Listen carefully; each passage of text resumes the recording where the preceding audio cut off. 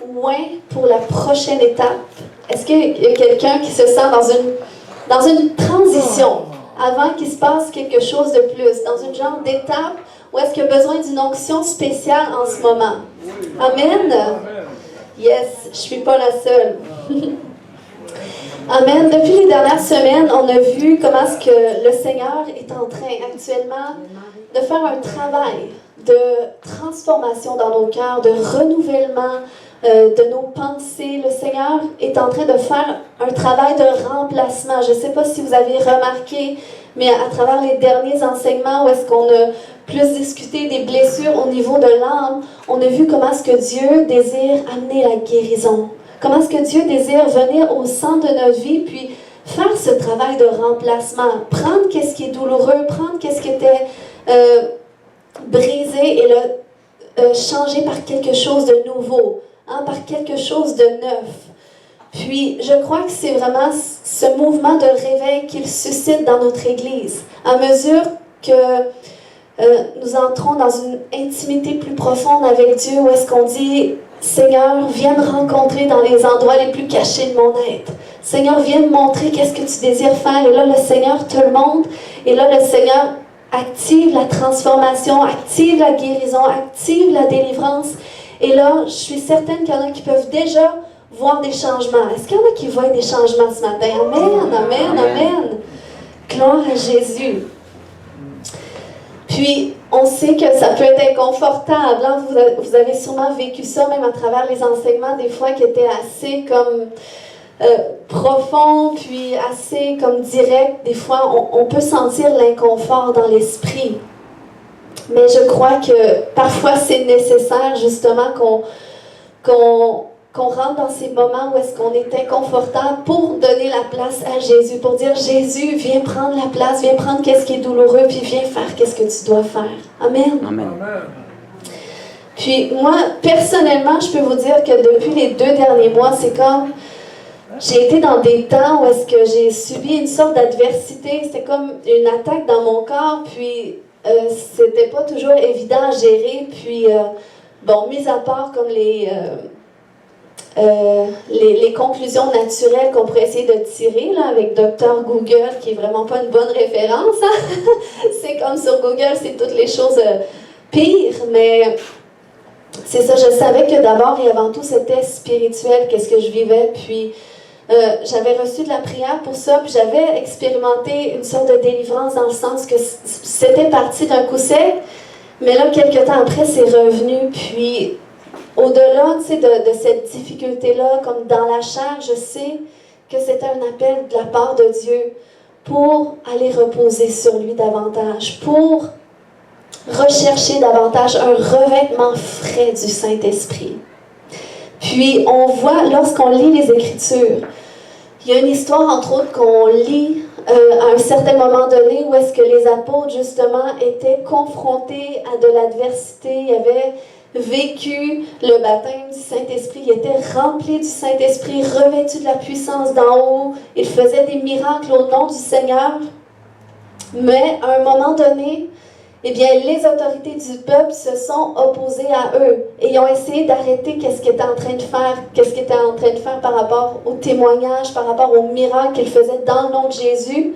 Et là, les autorités ont essayé de les arrêter, ils ont essayé de bloquer le mouvement de l'esprit. Puis, combien est-ce qu'il y en a dans ce lieu qui se sentent peut-être comme ça à travers l'adversité? C'est comme s'il y a des choses qui essaient de venir contre toi pour te mettre des embûches. Que ce soit dans ta marche avec Dieu, que ce soit dans ta croissance spirituelle, c'est comme, il y a de l'adversité qui vient, ça peut être naturel, mais ça peut être spirituel aussi. Je ne sais pas s'il y en a qui se sentent comme ça, ou c'est peut-être à travers des épreuves inattendues, peut-être une épreuve au niveau des finances, une épreuve au niveau de la santé qui vient, et là, tu sens qu'il y a un combat, tu sens que ça cherche justement à ralentir le mouvement de Dieu dans ta vie. Mais voyez-vous, qu'est-ce que les apôtres ont fait lorsque c'est arrivé? Est-ce qu'ils ont cessé d'aller à l'église? Est-ce qu'ils ont cessé de se réunir ensemble? Ou est-ce qu'ils ont pris une pause de servir Dieu? Est-ce qu'ils ont dit comme, bon, prenons un pas de recul, il y a pas mal d'opposition, on va réanalyser qu'est-ce que que Jésus nous a demandé de faire, puis c'est peut-être pas le bon timing pour faire ça. Est-ce qu'ils ont commencé à remettre en doute qu'est-ce que Jésus leur avait commandé de faire? Non. Ils ont fait deux choses spécifiquement qui nous enseignent deux choses que nous aussi on doit faire lorsqu'on confronte de l'adversité. Donc en premier lieu, ils n'ont pas laissé l'adversité influencer leur engagement dans la mission. Donc, on lit qu'après s'être fait arrêter et emprisonner parce qu'il avait fait un miracle au nom de Jésus, eh bien là, le lendemain, les autorités, ils voulaient les accuser davantage, ils n'ont pas réussi. Donc là, juste avant de les relâcher, la Bible nous dit dans Actes 18-20, là-dessus, les autorités les firent rappeler et leur interdirent formellement de parler ou d'enseigner au nom de Jésus. Mais Pierre et Jean leur répondirent, « Jugez-en vous-même, est-il juste devant Dieu de vous obéir plutôt qu'à Dieu? Quant à nous, nous ne pouvons pas garder le silence sur ce que nous avons vu et entendu. » Wow! Donc vous voyez, ils n'ont pas laissé l'opposition influencer leur engagement pour Christ et pour la mission qu'il leur avait confiée. Et ils se sont opposés à l'adversité par leur parole. Donc la question que je te renvoie ce matin, est-ce que ton adversité a plus de poids sur toi que ce que Dieu dit dans sa parole ou ce que Dieu a mis dans ton cœur par rapport à une certaine chose? Est-ce que ton adversité t'influence plus que Dieu le Saint-Esprit t'influence? Donc, c'est des bonnes questions à se poser. Et voyez, à cause de l'autorité qui revêtait les apôtres, dans la façon qu'ils ont répondu, ils ont refusé l'adversité, ils ont refusé de se laisser influencer. Et là, voyez comment leurs adversaires ont répondu au verset 21. Donc là, ils leur ont fait des nouvelles menaces et ils les ont relâchés. En effet, ils n'avaient pas trouvé de moyen de les punir. Pourquoi? Parce que tout le peuple louait Dieu pour ce qui venait d'arriver. Donc, c'est puissant. Ça veut dire que les autorités auraient aimé les punir. Ils auraient aimé en finir avec eux autres. Mais ils n'ont pas réussi. L'ennemi était comme lié. Ils ne pouvaient pas faire plus. Pourquoi? À cause des louanges du peuple, à cause de la consécration du peuple. Lorsque Dieu est mis au devant dans ta vie, laisse-moi te dire que tout ce que l'ennemi est capable de faire, c'est des menaces. C'est des menaces. Puis oui, il peut te menacer par des symptômes, il peut te menacer par des attaques quelconques qui viennent à l'extérieur. Mais laisse-moi te dire que ça n'empêchera pas le mouvement de l'esprit d'agir dans ta vie, de faire qu'est-ce qu'il doit faire. Si toi tu te tiens bon, si toi tu te tiens ferme et tu te mets dans cette position de confrontation. Amen. Amen. Amen. Donc, deuxièmement, qu'est-ce qu'ils ont fait en réponse à l'adversité? C'est qu'ils se sont corporativement unis en prière pour aller rechercher un revêtement frais du Saint-Esprit. Donc, c'est ce qu'ils ont fait. On lit ça dans Acte 4, ensuite dans les versets qui ont suivi, 29-30. Ils sont arrivés, ils se sont mis à prier. On dit, « Maintenant, Seigneur, vois comme ils nous menacent et donne à tes serviteurs la force d'annoncer ta parole avec une pleine assurance. Étends ta main pour qu'il se produise des guérisons, des miracles et d'autres signes au nom de ton saint serviteur Jésus. » Amen. Amen. Donc, vous voyez, ce ne sont pas unis en prière pour prier que l'adversité cesse. Puis, ils n'ont pas non plus focalisé sur les restrictions qu'occasionnait l'adversité. Mais là, ils étaient conscients de l'adversité, ils étaient conscients des menaces. Donc, ils ont compris qu'au-delà de l'adversité, qu'est-ce qu'ils avaient besoin de plus? C'était d'un revêtement frais du Saint-Esprit. Donc, c'est ce qu'ils sont allés rechercher. Puis, ça nous dit ensuite au verset 31 que quand ils eurent fini de prier, la terre se mit à trembler sous leurs pieds, à l'endroit où ils étaient assemblés. Et ils furent tous, quoi? Remplis du Saint-Esprit et annonçaient la parole de Dieu avec assurance.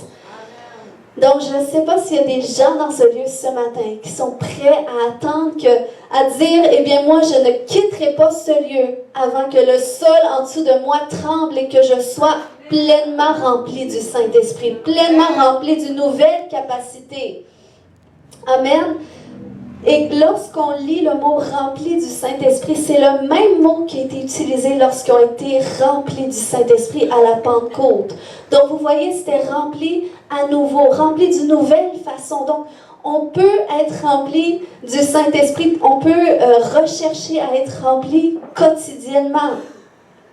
Puis, qu'est-ce que ça signifie rempli? C'est que ça signifie une plénitude soudaine de l'esprit, je ne sais pas s'il y a des gens qui veulent ça ce matin, rendant capable d'accomplir un service ou de parler de la part de Dieu.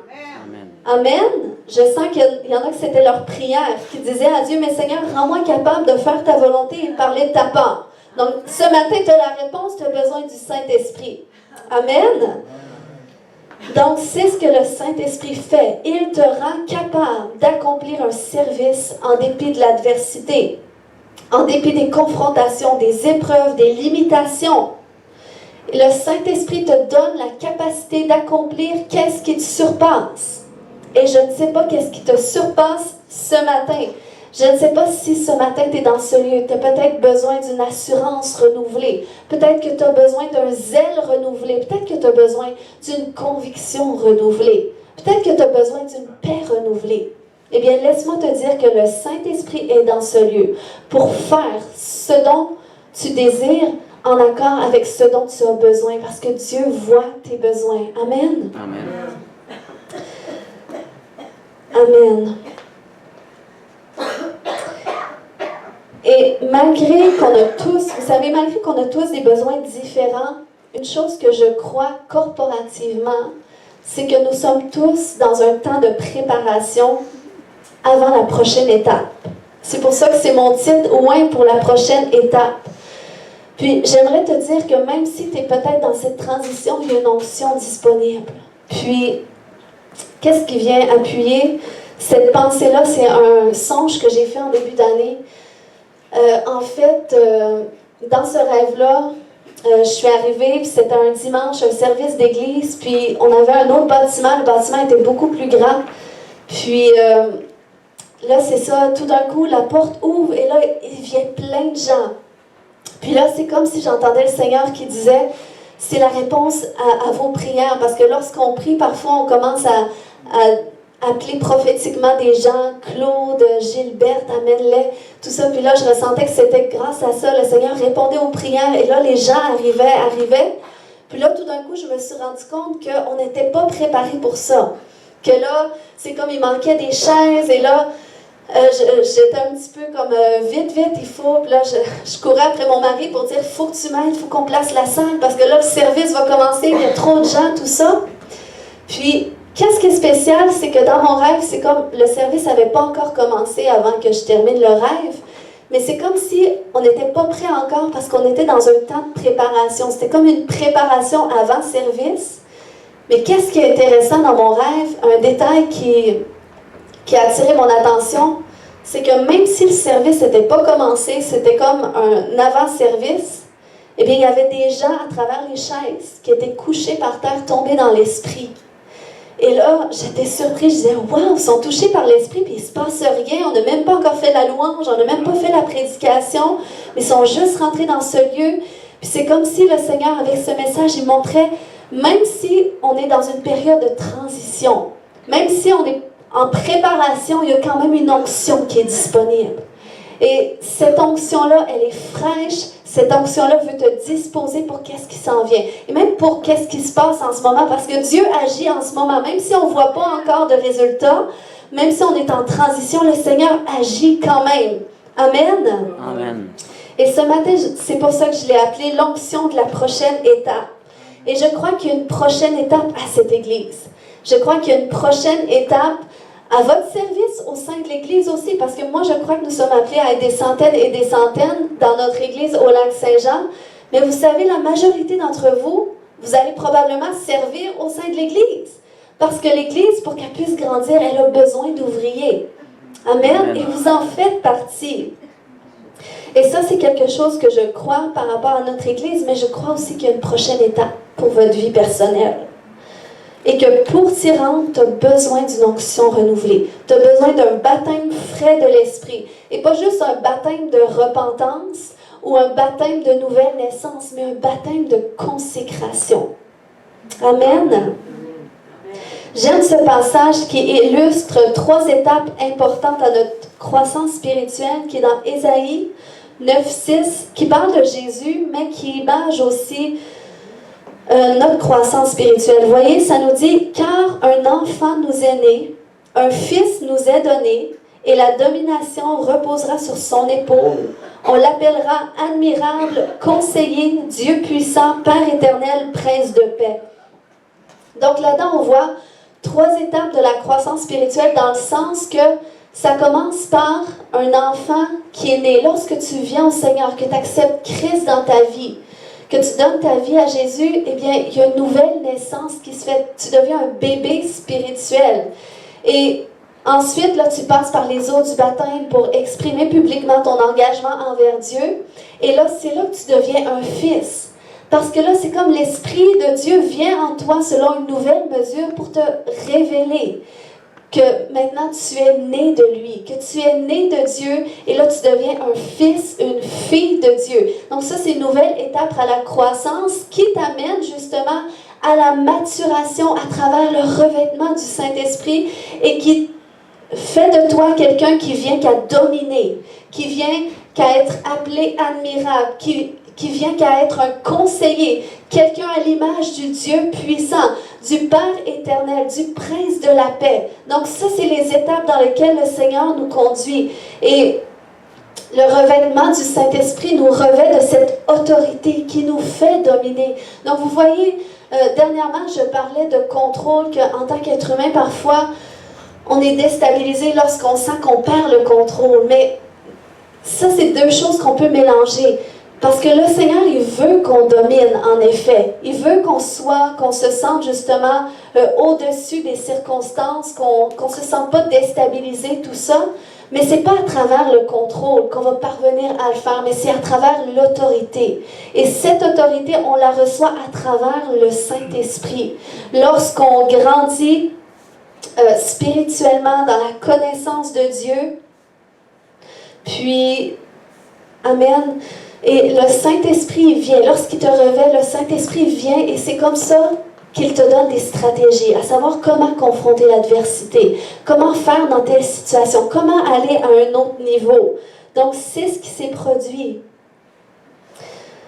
Parce qu'on a tellement besoin de cela. On ne peut pas rester seulement à l'étape de bébé spirituel. On ne peut pas seulement rester à l'étape où est-ce qu'on est un fils, une fille, mais on a besoin toujours de quelqu'un qui nous conduit. À un moment donné, il faut qu'on découvre notre autorité, qui nous sommes en lui.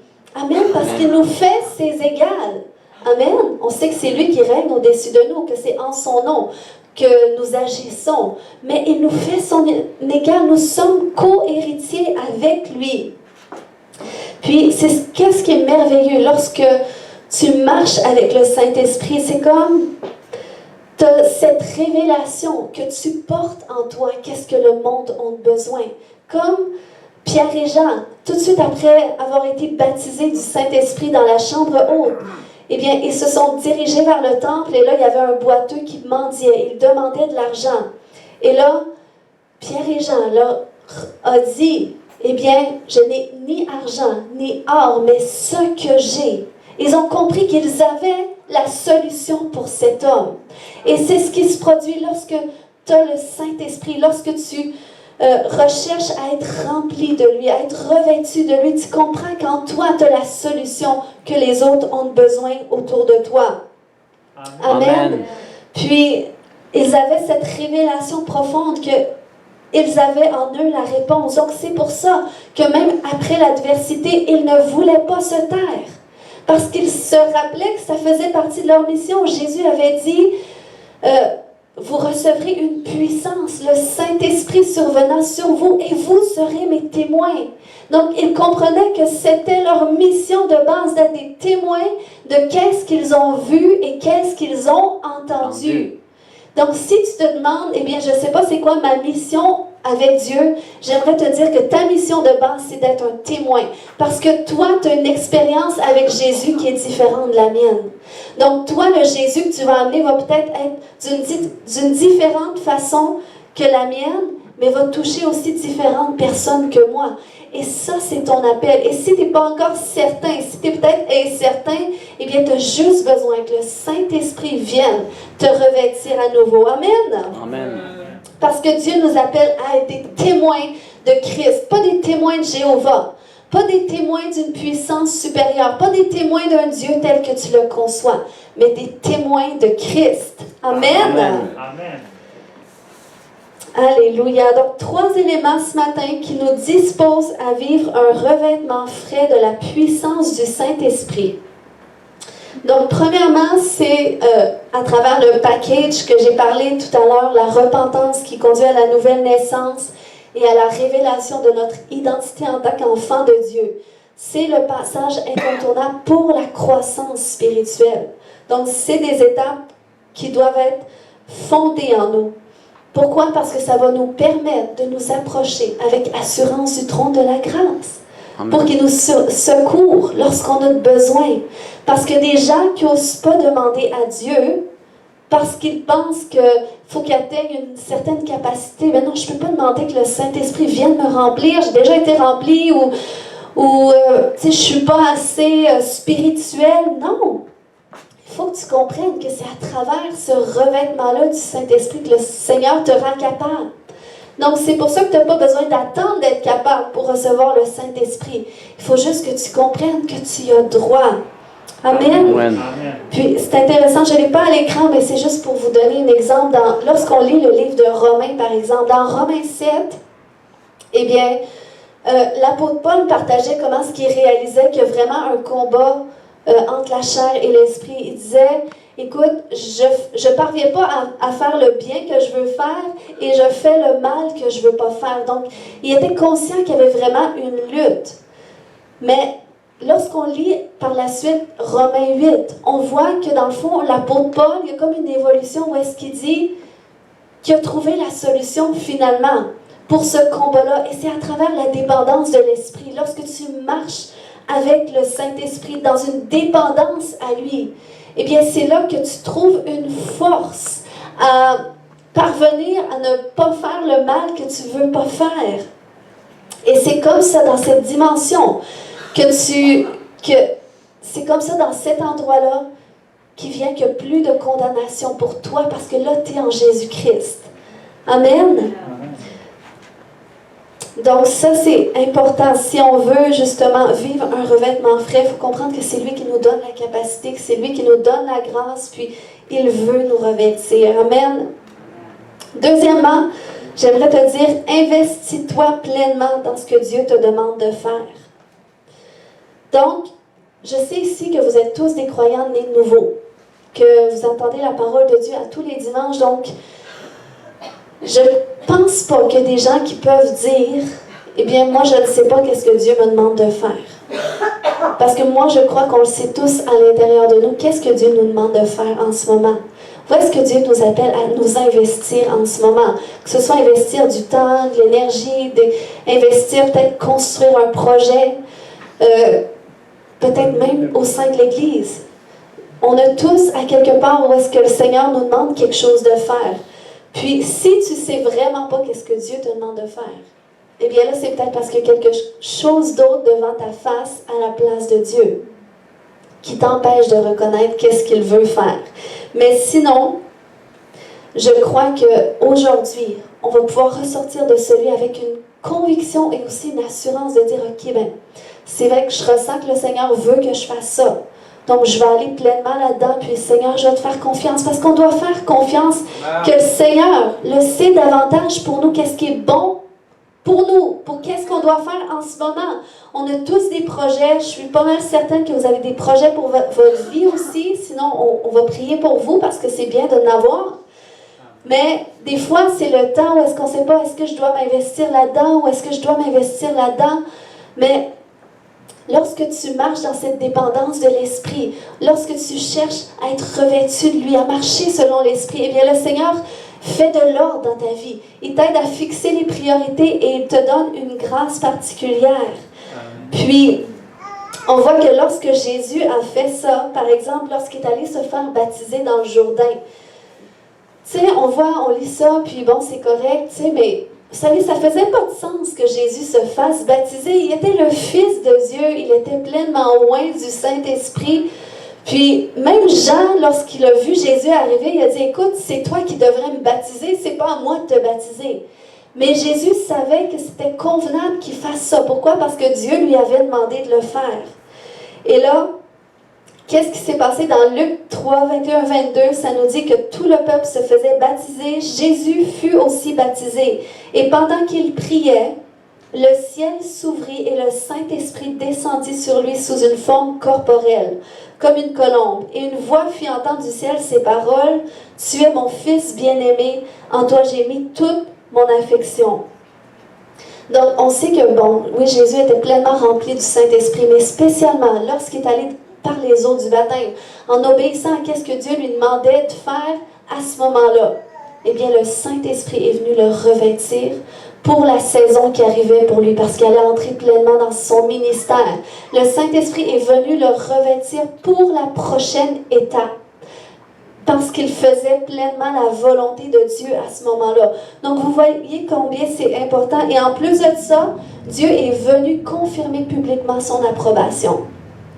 Donc, j'aimerais te dire que si tu fais ce que Dieu te demande de faire en ce moment, que tu es obéissant, eh bien, non seulement ça va te disposer à recevoir un revêtement frais du Saint-Esprit, à être rempli de lui, mais aussi le Seigneur va permettre une approbation publique de qu'est-ce que tu fais, une reconnaissance publique que tu es au bon endroit ou je ne sais pas, que ce soit par rapport à ton travail, un nouveau poste qui va se faire et là, il y a une reconnaissance publique. Le Seigneur passe par les autres pour nous promouvoir ou pour exprimer son approbation envers nous aussi.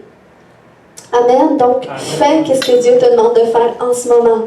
Amen.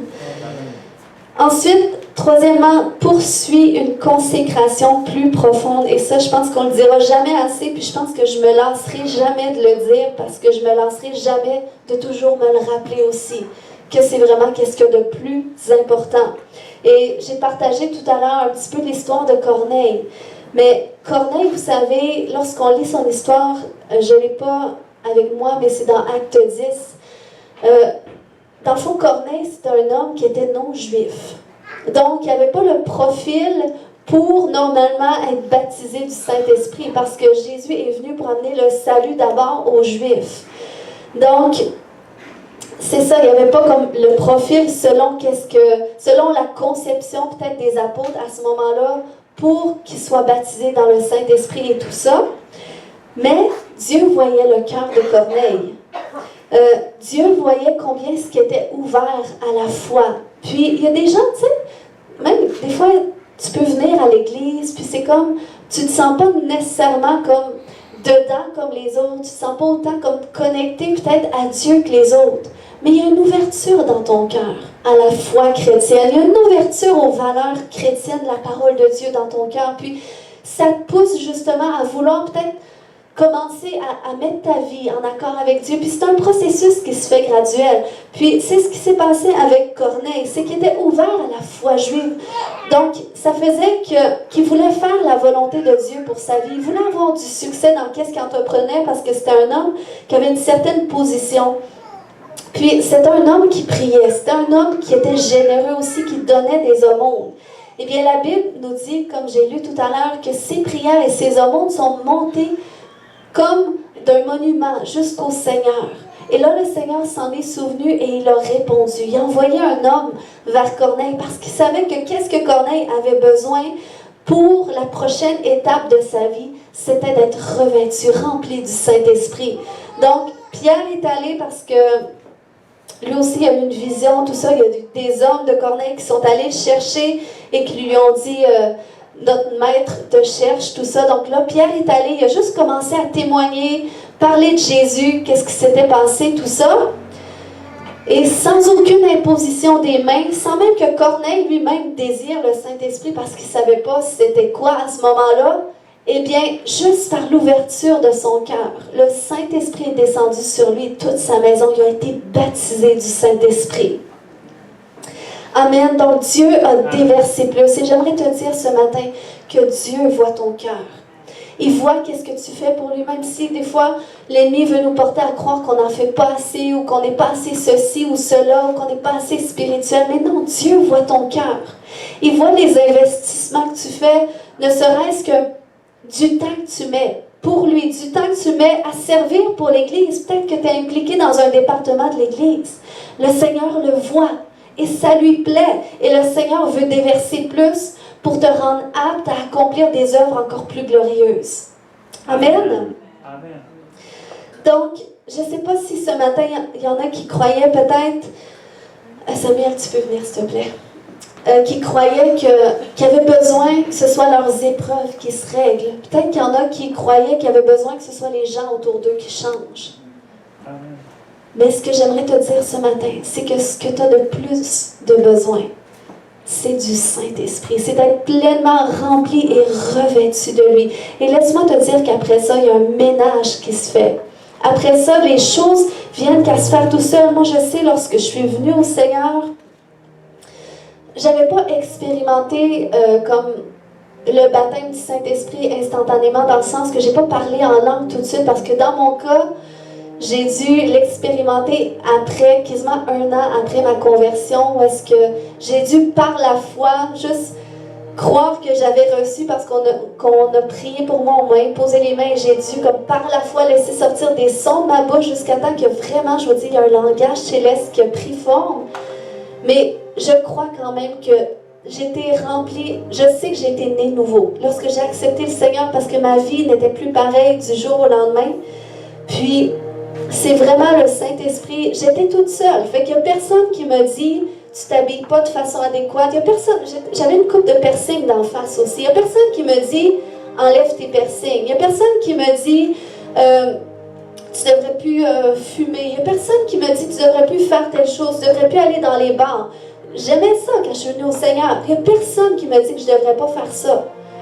Parce que j'étais seule, je n'avais pas vraiment de coach spirituel proche de moi. Mais il y a une conviction qui est venue dans mon cœur. Finalement, j'ai réalisé que, écoute, oui, les piercings, j'aime ça. Mais je ressens qu'il faut que je les enlève. Oui, j'aime ça fumer. Mais là, toutes les fois que je fume, je me sens pas bien dans mon corps. Puis je me sens mal. Puis je me souviens quand je fumais du pot encore à cette époque-là. Je me souviens, je fumais... Je me sentais une oppression, puis je sentais une anxiété, puis là, j'ai dû me débarrasser de ça. Donc, il y a personne qui a prié pour moi pour que je sois délivrée. Il n'y a personne qui a prié pour moi pour que je sois sanctifiée. Je m'habillais comme les filles de ce monde. Mais il y a une conviction qui est venue en moi de me dire, écoute, j'ai plus envie de m'habiller comme ça. J'ai plus envie d'écouter cette musique-là. J'ai plus envie de faire telle chose. On dirait que je me sens poussée à m'approcher de Dieu. Je me sens poussée à prier. Puis Dieu me répondait, c'était réel jusqu'à aujourd'hui, c'est réel. Et ça, c'est le Saint-Esprit qui le fait. Et je sais que dans des moments où est-ce que on vit des choses quand même dans notre parcours chrétien, on vit des épreuves, on vit des difficultés, parfois il y a des situations qui font qu'on ne se sent pas bien. Mais on a toujours accès à un revêtement frais du Saint-Esprit, à quelque chose de nouveau que le Seigneur veut faire en nous, un nouveau nettoyage, un nouveau... il veut replacer les choses dans notre vie, puis une redisposition. Donc c'est ce que j'aime avec Dieu, c'est que la vie avec le Seigneur est tellement pas plate, autant qu'on pense que dans le monde on profite de la vie, qu'on s'enfonce. Mais avec Dieu, la vie, elle est palpitante parce que le Seigneur t'amène justement à découvrir, à vivre des choses que tu ne serais même pas capable de vivre par toi-même. Amen. Amen. Ça, c'est sa présence.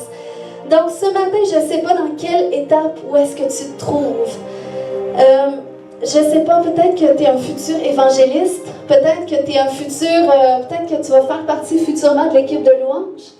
Ou peut-être que tu es un futur papy, un futur époux, une future épouse. eh bien, tu es dans une étape où est-ce qu'il y a une onction disponible pour toi, pour te préparer pour ta prochaine étape. Amen. Le Seigneur a mis des désirs dans ton cœur, des projets dans ton cœur. Peut-être que tu vas commencer un cours quelque part, ça va être une toute nouvelle saison. Eh bien, il y a une onction en ce moment qui est disponible parce que l'Esprit de Dieu agit. Amen. Et il veut te surprendre, il veut faire des choses extraordinaires avec toi. Et je sais que même pour cette Église, on est dans une étape, je vous dis, où est-ce qu'on va voir des choses grandioses. Mais je sais qu'en ce moment, moi, qu'est-ce que moi je désire? C'est une onction de multiplication dans cette Église. Je désire qu'on soit tous revêtus d'une onction de multiplication pour qu'on puisse se multiplier, faire des petits, attirer des âmes au Seigneur. Amen. Donc ce matin, on va prier, puis j'aimerais vraiment qu'on se mette tous dans un même esprit pour qu'on désire plus.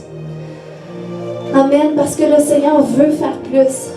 Alléluia. Puis ce matin, je veux vous dire, ne vous sentez pas dérangés par la caméra parce qu'on filme tout, mais c'est pour...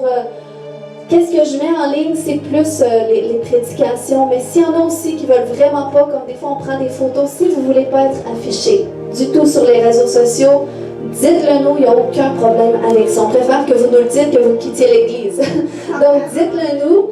Puis on va s'assurer que vous ne soyez pas dans les photos ou les vidéos, mais comme ça n'empêche pas l'équipe de prendre les photos puis filmer, mais si vous ne voulez pas être là, on va le respecter. Mais sinon, empêchez-vous pas de recevoir, d'être touché par le Seigneur. Amen, parce que le Seigneur veut agir. Est-ce qu'on peut se lever tout le monde ensemble debout? Amen. Alléluia. Oh, chacun de nous sachons tous. Où est-ce qu'on a besoin d'être rempli? Où est-ce qu'on a besoin d'être visité par le Saint-Esprit? Amen. Alléluia. Oui. J'aimerais juste un petit témoignage à faire. Oui. Oui. Bonjour, moi c'est Caroline. C'est ça, ça fait un petit bout que je viens à l'église, une fois de temps en temps. Puis ça fait 3 ans environ que je suis avec le Seigneur, là, qui est dans ma vie. Et puis, mais c'est ça, il y a certaines personnes qui le savent. Moi, je fais de la fibromyalgie. Je suis quelqu'un je suis encore malade, mais ça va beaucoup mieux. Puis, dernièrement, j'ai eu des petites victoires. Des fois, je ne venais pas à l'église parce que moi, je dors mieux le matin. Je suis un peu un oiseau de nuit, puis j'ai besoin au moins normalement de 10-11 heures de sommeil, minimum. Puis ça, des fois, je ne file pas pareil. Des fois, je suis fatiguée toute la journée quand même, puis il faut que je me recouche. Puis là, j'ai prié dernièrement pour avoir besoin juste de 8 heures de sommeil. Puis là, dernièrement, je l'ai. Puis aussi, j'ai prié pour me coucher plus tôt, puis me lever plus tôt le matin, parce que moi, j'ai ma fille 1 semaine sur 2. Donc là, il fallait que je me lève pour l'école, pour la petite. Là, je me recouchais un peu. Tu sais, c'était encore pire quand je l'avais, puis c'était pas de sa faute à elle. Mais là, comme ce matin, je me suis réveillée à 8 heures le matin. Sans cadran, rien. Puis j'étais normale, je me sentais quand même correcte. Puis j'ai juste dormi 8 heures de sommeil. Fait que j'étais contente. Tu sais, oui, j'ai encore mal, je suis pas encore guérie, mais je vois que ça va mieux. Puis j'ai beaucoup moins mal à la tête souvent. Avant, j'avais des migraines presque à tous les jours, puis ça m'empêchait de dormir la nuit. Ça me réveillait, puis des douleurs dans le corps. Là, maintenant, je dors beaucoup mieux. Merci. Tu sais, oui, c'est pas terminé le combat, mais je sens que ça va mieux. Puis souvent, quand je venais à l'église, puis même quand j'étais enfant, je me rappelle, quand j'allais à l'église catholique aussi, à toutes les fois, là, j'étais fatiguée, là, je tombais, là, puis là, ça m'endormait, je baillais tout le long, je tombais dans l'urne, et quand je prie aussi, c'est moins bien maintenant, mais soit je tombe dans l'urne, je pense à autre chose. C'était difficile, on dirait que ça n'aimait pas ça. Puis là, dernièrement, c'est ça, tu sais, comme aujourd'hui, ça a bien été, j'ai plus autant de fatigue quand je viens à l'église, là, tu sais, je sentais que ça se combattait, là, que ça n'aimait pas ça. En tout cas, donc c'est juste ça. Merci, Caroline. Amen. On aime entendre vos témoignages qui sont encourageants. Amen. Donc, on va prier ce matin qu'on soit rempli du Saint-Esprit. Jeudi passé, il y a quelqu'un qui a prié qu'une personne soit remplie du Saint-Esprit. Et la personne, vous savez qu'est-ce qu'elle a expérimenté, le Seigneur a commencé à la libérer. Mais pourtant, on a prié qu'elle soit remplie du Saint-Esprit. Donc, c'est pour ça que si on désire être rempli du Saint-Esprit, lui-même connaît nos besoins. Il connaît qu'est-ce qu'il doit faire en nous. Donc, j'aimerais qu'on ouvre notre cœur. On a tous été baptisés dans l'Esprit. Je pense que tout le monde prie en langue. Si vous ne priez pas en langue ce matin, est-ce qu'il y a des gens qui ne prient pas en langue ici?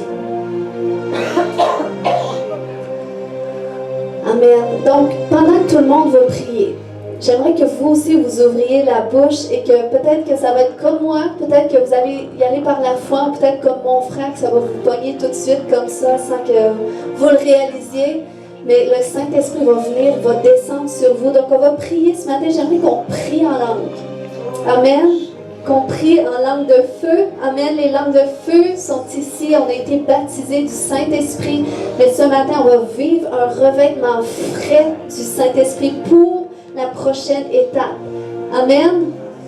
Alléluia. Seigneur, je te remercie pour ta présence dans ce lieu, Saint-Esprit. Merci qu'aujourd'hui, tu désires nous visiter.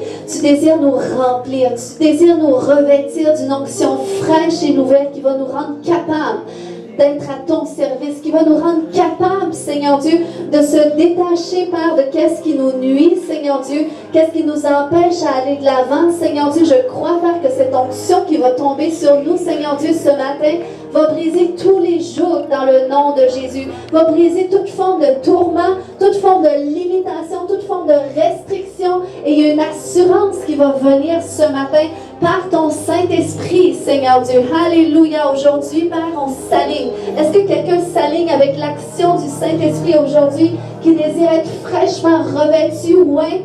Alléluia. Korra babaya shete. Prie en langue ce matin. Prie en langue. Korra kabatada. Kema yeshete de yende barre kemante yokoto do mantara kabata. Koya shanta. Koya domare ke mande yakatada. Koya shatada yanda barre ke mande yakata. Koya tomare ke mande yashata. Koya tomare ke manda yakatada yashanta da mare ke mante. Alléluia, on désire plus. On désire plus. Alléluia, désire plus ce matin. Désire plus.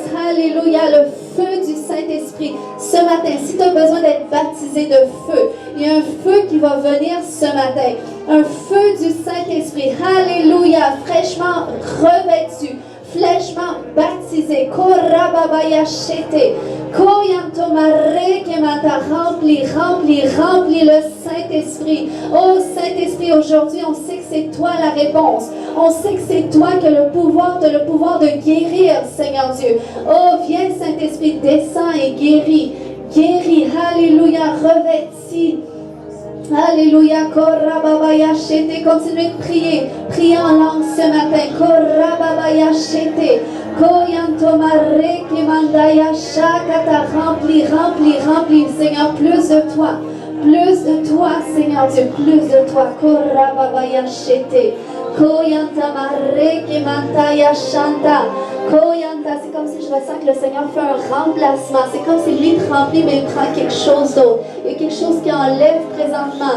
Alléluia, il enlève le deuil. Oh, il enlève tout ce qui est... Oh, alléluia, tout ce qui essaie de t'écraser. Alléluia, de t'empêcher d'être pleine d'énergie, d'être rigoureuse. Alléluia, il y a un remplacement. Seigneur, merci que tu le fais, Seigneur Dieu. Oh, tu ôtes, Papa, ce manteau de deuil, Seigneur Dieu, ce manteau, Seigneur Dieu. Ce manteau, Père, qui n'est pas de toi, ce manteau d'accumulation, tu l'enlèves maintenant. Oh, dans le nom de Jésus, fraîchement revêtu de manteau de louange, de manteau de gloire. Alléluia, Seigneur, que ta gloire descende maintenant. Que ta gloire descende maintenant. Oh, que ta gloire, Seigneur Dieu, touche sa mère et son père, Seigneur Dieu. Que ta gloire descende, Seigneur Dieu. Alléluia, je ressens la gloire de Dieu qui descend ce matin. Continue de prier, continue de désirer plus. C'est le Saint-Esprit qui agit. C'est lui qui sait ce dont tu as besoin. Plus de toi, Saint-Esprit, déverse. Alléluia, continue de prier parce qu'il y en a d'autres c'est un nouveau langage de l'esprit qui va venir. Il y a un bouchon qui va sortir, tout ce qui te bloquait, ça sort ce matin. Alléluia, le Saint-Esprit vient. Il vient enlever ses limites, il vient enlever ses restrictions. L'onction de multiplication est dans ce lieu, quelle que soit ton onction, l'onction de guérison.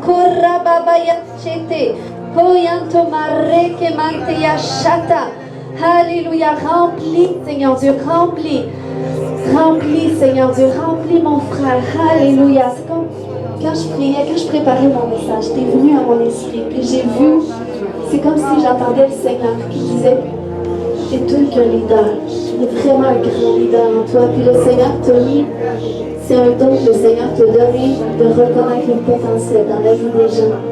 Puis c'est comme si tu vas voir qu'il y a des gens qui vont être attirés à toi, puis je pense que tu le vis déjà, et les gens ne savent pas pourquoi non plus, toi peut-être tu ne sais pas, mais ils sont attirés vers toi, puis c'est comme, ils vont se sentir à l'aise d'ouvrir leur cœur. Puis toi, le Seigneur va te permettre de les relever parce qu'il a mis en toi la solution. Parce que toi, tu es capable de voir en dessous de qu'est-ce qui essaie de les écraser. Toi, tu vas voir leur potentiel. Puis ça, c'est un grand appel, c'est un grand ministère parce que le monde a besoin de gens comme toi. Amen. Seigneur, je te remercie pour ton onction, pour les dons, le potentiel que tu as mis en lui, Père. Active-les, Seigneur Dieu, à une autre dimension, Père. Merci, Seigneur Dieu, qu'il va être même une bénédiction pour notre Église, Père. Une bénédiction pour notre famille, Seigneur Dieu. Une bénédiction pour plusieurs familles, Seigneur Dieu. Même pour cette génération de jeunes, Seigneur Dieu, utilise-le, Papa. Merci, Père, que tu le bénisses, Seigneur. Saint-Esprit descend, c'est toi, Saint-Esprit, qui agit. C'est toi, Saint-Esprit, qui déverse. C'est toi, Saint-Esprit, qui active. C'est toi, Saint-Esprit, qui a plus. Alléluia, qui a plus, Seigneur Dieu. Élargis, Père. Élargis son potentiel, Seigneur Dieu. Plus de toi, Saint-Esprit. Plus de toi, Seigneur, qu'il soit baptisé d'esprit et de feu. Je prie pour un feu pour toi, Seigneur Dieu. Un feu pour toi. Un feu.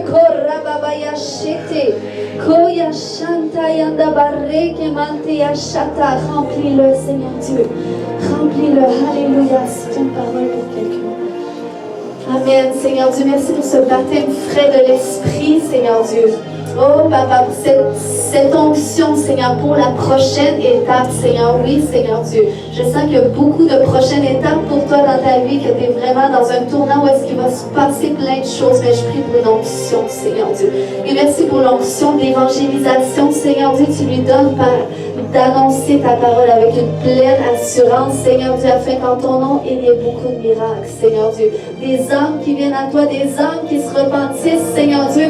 Merci, Père, que tu fais de lui un témoignage, Père, glorieux. Les gens, Père, se sentent attirés vers lui, Père, parce que tu les attires à toi, à travers lui, Seigneur Dieu. Déverse ton onction, plus d'onction. Plus d'onction, alléluia, plus de toi. Plus de toi, remplis, Seigneur Dieu, remplis. Oh, plus jamais tu vas te sentir seul, tu vas voir le Saint-Esprit te remplir et il vient combler toute solitude. Alléluia, le Saint-Esprit va te donner la joie, une joie et une paix surnaturelle. Tu vas te dire, Alexiane, mais tu vas dire, mais comment ça se fait que je suis joyeuse? Comment ça se fait que je me sens bien puis il ne se passe rien de nouveau dans ma vie? J'ai même pas eu de bonnes nouvelles, mais il y a cette joie intérieure, cet amour intérieur et ça, c'est le Saint-Esprit. Et il y a un appel de Dieu sur ta vie. Merci, Seigneur, pour ces femmes de prière, ces femmes de foi, Seigneur Dieu, qui vont voir des grands miracles, Seigneur Dieu. Par leur prière d'unité, Seigneur Dieu, ils vont voir ta gloire dans leur maison. Oh Seigneur Dieu, j'appelle cette onction, tous ceux qui sont dans un processus d'amener leur famille à la conversion, à la repentance. Je prie pour une onction spéciale pour cette étape aussi, Seigneur, dans le nom de Jésus. Oh Seigneur Dieu, l'onction, Père, pour l'évangélisation de leur famille, Seigneur Dieu, l'onction pour la conversion de leur famille. Tu déverses ce matin, reçois, alléluia, reçois une nouvelle portion. Reçois une nouvelle portion. Il y a plus, alléluia, le Saint-Esprit. Alléluia, des vers plus d'onction, Seigneur Dieu.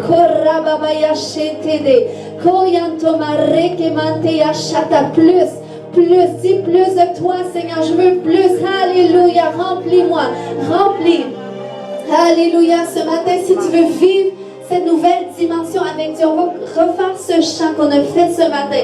Et j'aimerais t'entendre louer, t'entendre chanter. Si tu veux venir devant pour danser, pour dire à Dieu, moi je veux vivre cette nouvelle dimension. Alléluia, je veux que ta présence en moi devienne réelle. Je veux qu'elle soit palpable. Je veux une nouvelle dimension. Amen. J'ai juste cette parole, en fait. Pendant un temps de prière, hier, je priais en langue et j'ai demandé au Seigneur justement de m'interpréter parce qu'en fait, c'est pour la plupart ici, je suis sûr que c'est incompréhensible. Mais j'ai demandé au Seigneur de pouvoir interpréter. Fait que j'ai demandé à mon ami Google Traduction. Puis mon ami Google Traduction, en fait, m'a montré que c'était du Swahili. Ça voulait dire « je suis désolé », ce que je disais. Là, je suis désolé, en fait, ça ne voulait rien dire pour moi ce matin-là, mais j'ai dit « wow », j'ai dit « en fait, je prie d'autres langues ». Tu sais, c'est parce que j'avais un peu de difficulté à croire. Mais un matin, là, jusqu'à l'instant, j'ai compris. Parce qu'à ce moment-là, je priais en fait pour l'Église. Puis, en fait, le « je suis désolé », en fait, c'est une parole, c'est pour quelqu'un. C'est que je sens qu'il y a quelqu'un, que comme pasteur a parlé, on doit passer par la repentance. Et il y a quelqu'un ici qui a douté. Vraiment qui a douté. Qui a douté que ça pouvait même être réel de parler en d'autres langues, de vivre l'action du Saint-Esprit. Mais sache que le Seigneur, la seule chose qu'il te demande ce matin, c'est de dire « Je suis désolé, Seigneur. Je suis désolé, Seigneur. Car tu es réel. » Alors si c'est toi, pas besoin de le faire à haute voix, mais dans ton cœur, le Seigneur va savoir. Amen.